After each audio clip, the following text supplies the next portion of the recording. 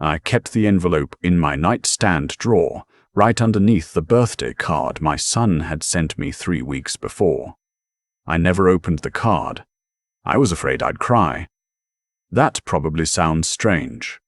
A man my age, 61 years old, afraid of a birthday card, but you have to understand what kind of year it had been.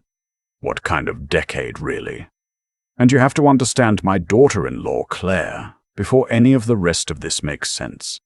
My name is Leonard. I spent 34 years working as a machinist at a manufacturing plant outside of Dayton, Ohio. I was good at my job. Not the kind of good where people applaud you. The quiet kind, where the floor supervisor trusts you with the tolerances that matter, the parts that can't be wrong. I clocked in. I did the work. I clocked out. I raised 2 kids mostly on my own after my wife, Sandra, passed from ovarian cancer when the kids were 9 and 12. I didn't remarry. I didn't know how. My son Aaron turned out well. Or at least I thought he did. He got his degree in civil engineering, moved to Charlotte, got a good job with a firm that designs highway infrastructure. He called me every Sunday until he met Claire. Then it became every other Sunday. Then once a month. Then holidays, if I was lucky. My daughter, Meg, is different. She lives 40 minutes from me in a 2-bedroom apartment with her husband and their little boy, Connor. They don't have a lot of money. Meg works at a pediatric clinic as a medical assistant.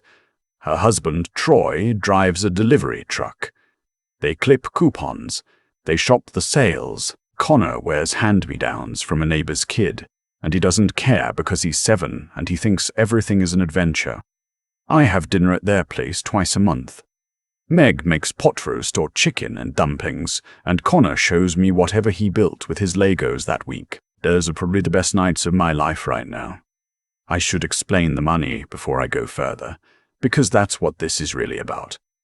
14 months ago, I stopped at a gas station off Route 35 on my way home from the hardware store. I bought a coffee, a scratch-off ticket out of habit, and a Powerball quick pick. I'd been buying a ticket or 2 a week since I was in my 40s. Never won more than $40. It was a ritual, not a strategy. The scratch-off won me nothing. I stuck the Powerball ticket in my jacket pocket and forgot about it until 2 days later when I was doing laundry. I checked the numbers on my phone standing over the washing machine in my basement. I had to sit down on the floor.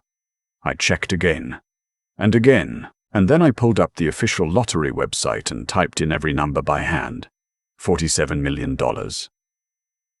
I want to be honest about what I felt in that moment, because it wasn't joy. Not exactly. It was something closer to vertigo, like the floor had shifted, and I wasn't sure which way was up. I sat on that basement floor for probably 20 minutes. The washing machine kept running. The spin cycle clicked on. Everything was completely normal and nothing would ever be the same. I called my attorney the next morning. His name is Phil, and I've known him since we coached Little League together in 2003. I told him what happened, and he told me not to tell a single person, not yet, while we figured out the structure. IO allows lottery winners to claim through a trust, which means your name doesn't go on a press release. Phil helped me set one up within the week. We hired a financial advisor he trusted. I signed papers. I moved the money into accounts I'd never had before, and then I went home and lived my regular life. I still drove my 2014 Ford F-150. Still ate generic brand cereal in the morning. Still went to the grocery store with a list written on a notepad. The only difference was that I checked my account balance online, sometimes just to make sure it was real. It always was. I didn't tell Meg. I didn't tell Aaron. I didn't tell anyone. Partly that was Phil's advice. Wait until things settle. See who comes looking for money before you announce anything. But partly it was something I couldn't quite articulate at the time, a feeling that I needed to know who my people were first. Who showed up when I was just a retired machinist, living in a house that needed a new water heater. About 6 months after I claimed the winnings, Aaron called on a Tuesday, not a Sunday, not a holiday. I remember being surprised enough that I checked the caller ID twice. "Hey, Dad." We talked for a few minutes about nothing in particular. Then he got to it. He and Claire were planning a big trip. A 15th anniversary celebration. 2 weeks in Italy. Rome, Florence, the Amalfi Coast. Claire had always wanted to go. They'd priced it out, and it was going to run somewhere around $32,000 for the kind of trip they wanted. First-class flights, private tours, a villa rental for part of the stay. "That sounds incredible," I said. "Yeah." A pause. "The thing is, Dad, it's more than we can really swing right now. Claire's been talking about this trip for years, and I really want to make it happen for her. I was wondering if you could help out." I asked how much he had in mind. "Maybe 20,000? I know it's a lot. But you've got your pension, and Sandra's life insurance is still sitting there, right? You mentioned it a while back." I had mentioned it once, years ago, that Sandra's policy had paid out about $40,000, and I'd put it away and mostly left it alone. It was the only time in my life I'd had that kind of money, before last year. The fact that Aaron remembered the exact detail and had apparently filed it away for a future ask wasn't something I wanted to think too hard about. "Let me think about it," I said. "Sure, of course. No pressure."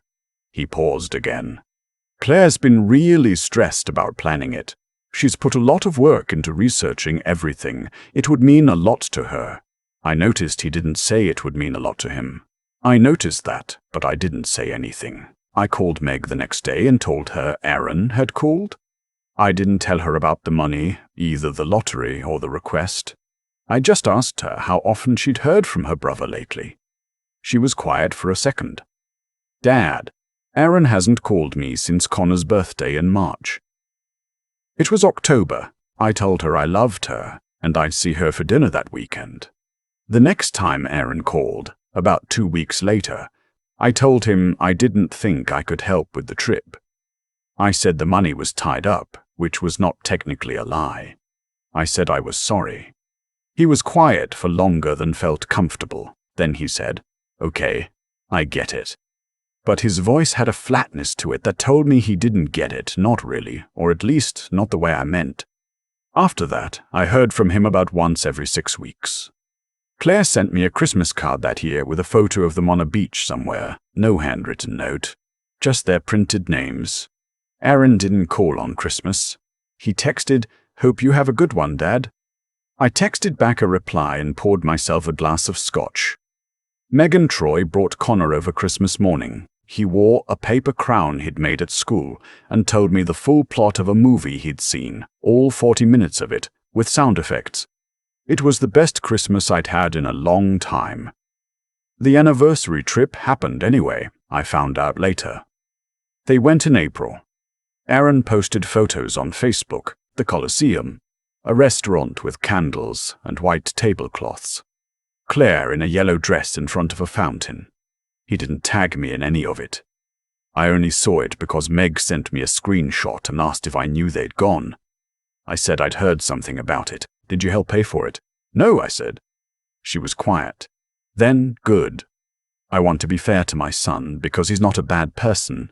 I've turned this over in my mind more times than I can count, and I don't think he's cruel or calculating the way Claire sometimes reads to me. I think he loves her, and he's adopted her priorities as his own, the way people do when they build a life together.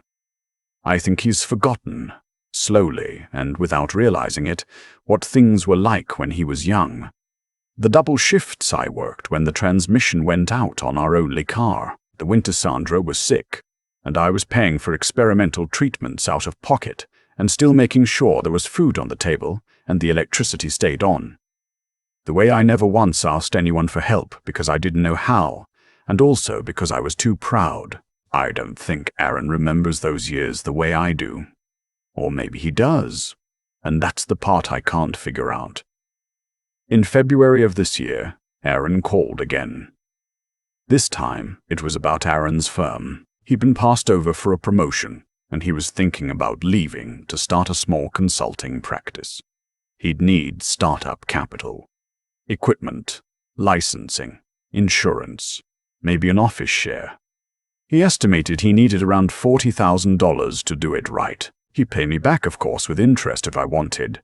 I listened. I asked questions about his business plan because I was genuinely curious, and also because I wanted to understand whether he'd thought it through. He had, mostly. It wasn't a bad idea. Then I said, "Aaron, I have to be honest with you. I don't have that kind of liquid cash sitting around." It wasn't true, but it also felt, somehow, like the most honest thing I'd said to him in years. He pushed back a little. He brought up the life insurance money again. I told him that money was long gone. Repairs on the house, property taxes, helping Meg when Connor needed his tonsils out, and their insurance had a high deductible. "You gave Meg money for that?" "Yes." He didn't say anything for a moment.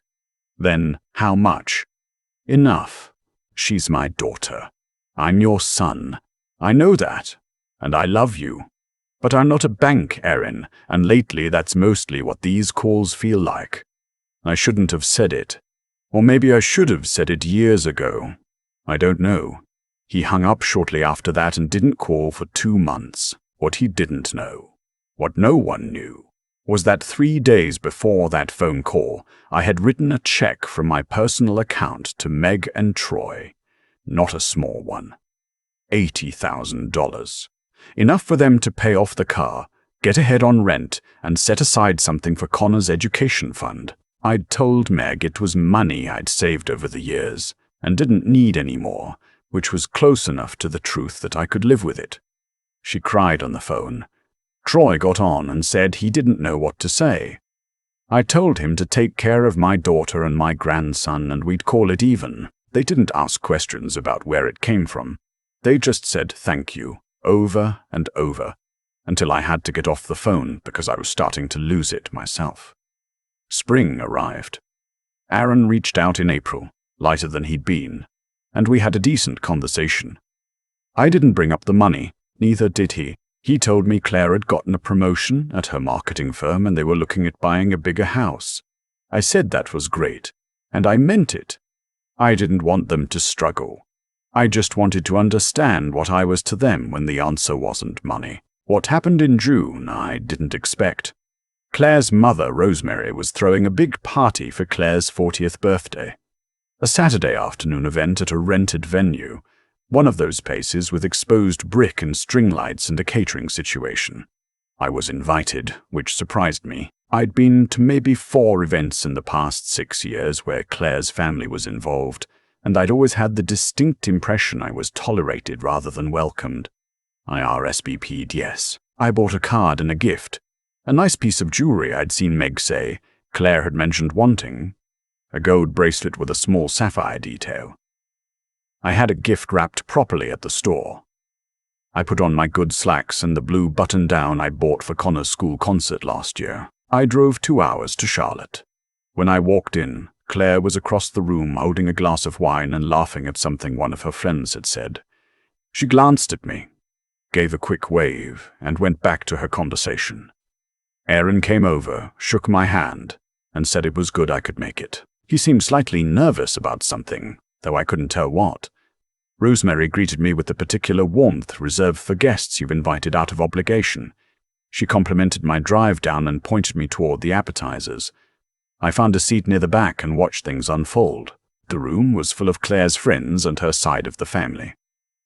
There were maybe 3 people I recognized from Aaron's life. An old college friend of his, a neighbor they'd had in their first apartment, and me. About an hour in, Rosemary stood up to make a toast. It was lovely. She talked about what a remarkable woman her daughter had become, how proud she was, what a wonderful life Claire had built. She mentioned Aaron, briefly and warmly. She thanked everyone for coming. Then she said, "There are also a few of Claire's friends here who've known her since before any of this," and she gestured broadly at the room, the catering, the string lights, back when we were still figuring it all out. It's important to have people like that in your life. I noticed I wasn't mentioned, not as Aaron's father, Not as family. Not at all. Afterward, Claire opened gifts. She was gracious about it, smiling and thanking people. When she got to mine, she opened it, looked at the bracelet, and said, "Oh, this is pretty." She set it aside. She didn't put it on. She didn't look for me to say thank you directly. Aaron found me later by the appetizer table. "She loves it," he said. "She was just overwhelmed. You know how she gets." I didn't actually, but I nodded. On the drive home, I had a lot of time to think. Not angry thinking, more the quiet, settling kind, where you finally admit something to yourself that you've been dancing around for years. My son had a life that I was adjacent to, not part of. That wasn't entirely his fault, and it wasn't entirely mine. But it was the truth, and I decided it was time to stop pretending otherwise. 2 weeks after that party, I called Phil. I told him I wanted to revise some things. I'd already set up a trust for Meg and Troy and Connor that would take care of them generously for the rest of their lives. Now I wanted to think carefully about everything else, what I gave, when, and to whom. Phil asked if something had happened. "Nothing dramatic," I said. "I just finally saw things clearly." We spent a few sessions going through the full picture. I made decisions I felt good about.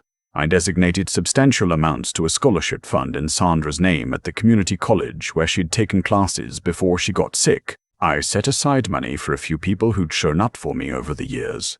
Phil himself, my old foreman Dennis, a neighbor named Ruth who'd brought meals to my house for 6 weeks after Sandra died and never once made a thing of it. For Aaron, I set aside an amount that was meaningful but not extravagant. Enough to help him if he genuinely needed it. Not enough to fund a lifestyle built on distance. I attached conditions, not punitive ones, just honest ones. Annual contact. A real relationship. The kind of thing a son owes a father, not out of obligation, but out of basic human decency. I didn't tell anyone I'd done any of this. Then in August, Aaron called. He'd decided to leave his firm. He was moving forward with the consulting idea. He needed the $40,000 he'd asked about in February. "Dad, I know you said you didn't have it, but Claire and I have been going over everything, and we think if you could help us get started, this could really take off. It's a sure thing." I was quiet for a moment. "Aaron," I said, "I have to tell you something." I told him about the lottery. All of it, when it happened, how much, why I hadn't said anything. I told him about the trust. I told him about what I'd given Meg. I told him about the scholarship fund. He didn't say anything for a long time. "You've had $47 million for over a year, and you didn't tell me." "That's right." "And you told me you didn't have money when I asked." "I told you I didn't have liquid cash available, which was technically true because of how it was structured at the time. I'm not proud of the wording." "Dad," his voice was strange. Not angry exactly. Something more complicated than that. "Why?" "Because I needed to understand something, and I think I understand it now." I told him what I'd set aside for him, and I told him the conditions. There was a long silence. "So you tested me." I observed. "There's a difference." "I don't know that there is." "I thought about that. Maybe not," I said. "Maybe I wasn't entirely fair. I'm willing to admit that. But Aaron, you called me 3 times in 18 months, and every call was about money. You didn't call on my birthday last year. You didn't call when I had that scare with my heart in November. Meg told you, I know she did. You didn't reach out. And when I said I couldn't help in February, you went 2 months without calling." He didn't have an answer for that. The silence was a different kind this time. "I don't want to punish you," I said. "That's not what this is. The money is yours, some of it whenever you're ready. But I need a son more than I need to be anyone's financial option. I'm 61. I don't know how many good years left. I'd like to spend some of them actually knowing you." He was quiet for a long time after that. Finally, he said, "I didn't know about the heart thing." "I know. Meg didn't tell me the details. Just that you'd had a scare. It was atrial fibrillation. They cardioverted me in the ER. I was home by midnight. It wasn't as bad as it sounds, but it wasn't nothing either. Dad.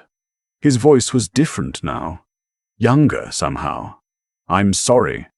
I didn't say it was fine. It wasn't, entirely. But I said I appreciated it, and I meant that.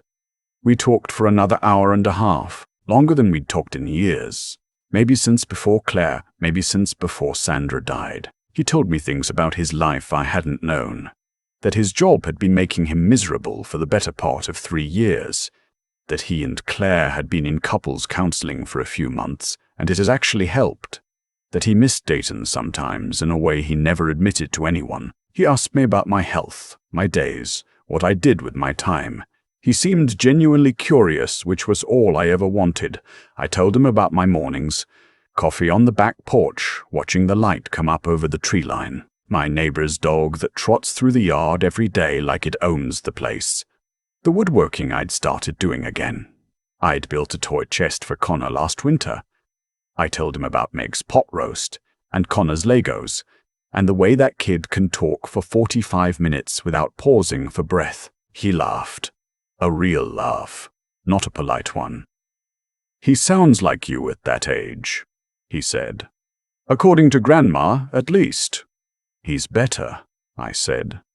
He's got more of his mother in him. We said we'd talk again soon.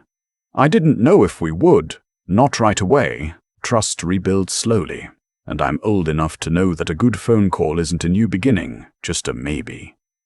But it was something real, and for the first time in a long time, I got off the phone with my son and didn't feel like a resource he'd checked in on. I sat with that for a while. The next Sunday, Meg came over for lunch and brought Connor and Troy. I made pulled pork in the slow cooker, which is the one thing I can genuinely cook without embarrassing myself. Connor ate 2 full plates and announced it was the best thing he'd ever tasted in his whole entire life. He said the same thing about chicken nuggets and gas station hot chocolate, so I took it with appropriate humility. After lunch, while Troy was helping me clean up and Connor was in the backyard losing his mind over a squirrel, Meg sat at the kitchen table with her coffee and said, "Dad, I have to ask you something." "Okay." Aaron called me. He told me about the lottery. I set down the dish towel. Did he? He wasn't angry. Or he was. A little, but mostly he sounded. She paused. I think he was embarrassed. He doesn't need to be. He told me you'd set something aside for him. She wrapped both hands around her mug. And he said you'd already taken care of us. He said, she stopped. Her eyes were wet. He said he didn't know why I hadn't said anything. I told him I didn't know either until a few months ago, and that you'd asked me to keep it between us. I'm sorry if that put you in a hard spot. It didn't. She shook her head. I just want to know why. Why us first? Why not tell him at the same time? I thought about how to say it honestly, without making it sound like a verdict on her brother. Because you were already showing up, I said.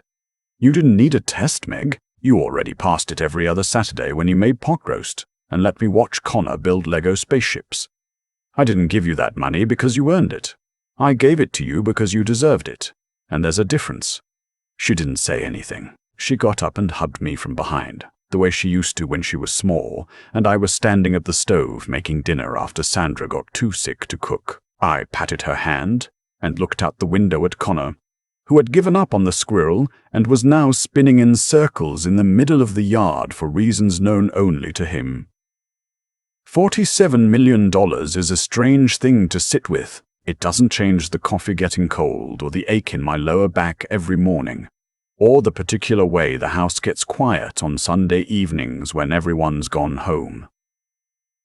But it changes certain things in ways I didn't anticipate. It gave me the ability to see, clearly and without the distortion of need, what my life actually looked like. Who was in it, what they brought, what they didn't. I'm not a wise man. I've made mistakes I'd take back if I could. I wasn't a perfect father, and I know that. There were years after Sandra died, when I was so deep in my own grief that I probably wasn't fully present for either of my kids, and whatever distance opened up between Aaron and me in those years. I can't put that all on him, and I don't try to. But I'm also 61 years old, and I am done pretending that every relationship deserves the same thing from me just because of biology. Love isn't the same as obligation, and showing up matters. And at some point a man looks around at the life he's built and decides what to do with what's left of it. I've decided to spend mine around the people who'd have been there, even if there was nothing to gain from it. Connor's going to need that college fund in about 11 years. Troy's truck is going to need replacing before that. Meg's been talking about taking a week off. Just her and Troy. No kid for the first time since Connor was born. And I told her I'd watch him whenever she's ready. She said she wasn't sure she could afford it. I told her not to worry about that part. She laughed and said I was impossible, which is exactly what Sandra used to say. I'll take it. I've been sitting with all of this long enough now that I can say it without anger. What happened between Aaron and me didn't start the night I told him about the money. It started years before that, in small moments neither of us named out loud. A missed call here, a flat text on Christmas there, a birthday that came and went without his voice on the other end of the line. Those things accumulate. They don't make noise when they're happening, but eventually the weight of them becomes impossible to ignore. I think about cause and effect a lot these days. Not in any grand cosmic sense. I'm not a man who reaches for that kind of explanation. I just mean the plain, ordinary version of it. The way every choice you make is also a choice about what you're becoming. Aaron chose, over and over, to let distance be the default. He didn't make that choice maliciously, but he made it, and the distance grew because he let it grow. And by the time I had $47 million in a trust and a son who called 3 times in 18 months to ask for money, that gap had been years in the making. What I did, keeping the secret, watching, waiting, I've asked myself whether that was fair. I still don't have a clean answer. I know it wasn't straightforward.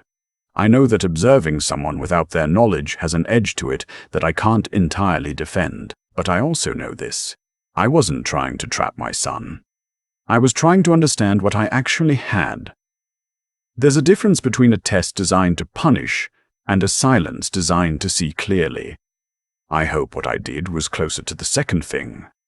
Most days I believe it was. What Meg taught me, without trying to, without knowing she was teaching me anything, is that showing up is a decision you make before you know what's in it for you. She drove 40 minutes every other weekend to make pot roast in my kitchen. She let Connor show me Lego spaceships and talk my ear off about movies.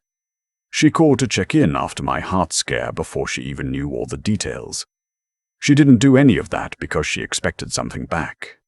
She did it because that's who she is, and that kind of character doesn't appear out of nowhere.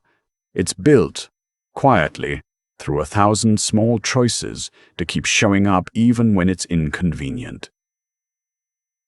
That's the thing I want to say most clearly, if any of this lands with anyone watching. Integrity isn't the big dramatic moment. It's not the reveal, or the confrontation, or the check you write, or don't write. It's the Tuesday phone calls. It's the birthday you remember without a reminder. It's being someone's family when there's nothing to gain from it. Aaron and I are still finding our way back to each other. It's slow. Some weeks it feels real and some weeks it feels like 2 people being careful. But he called last Sunday. Not about money, just to talk. He told me about a project at his new firm, asked about Connor, asked how my back was holding up. Small things. But they were the right small things. I'm 61 years old. I have more money than I ever expected to have, and a lower back that complains every morning, and a house that gets quiet on Sunday evenings in a way I've never fully gotten used to. But I also have a daughter who hugs me from behind at the kitchen counter, and a grandson who spins in circles in my backyard for no reason, and a son who is, slowly, remembering what it means to be my son. You get the life you build with your choices, all of it, The closeness and the distance, the trust and the absence of it. That's not a punishment. It's just how it works. And if you're paying attention, it's also an invitation to choose differently. Starting today, I'm still paying attention.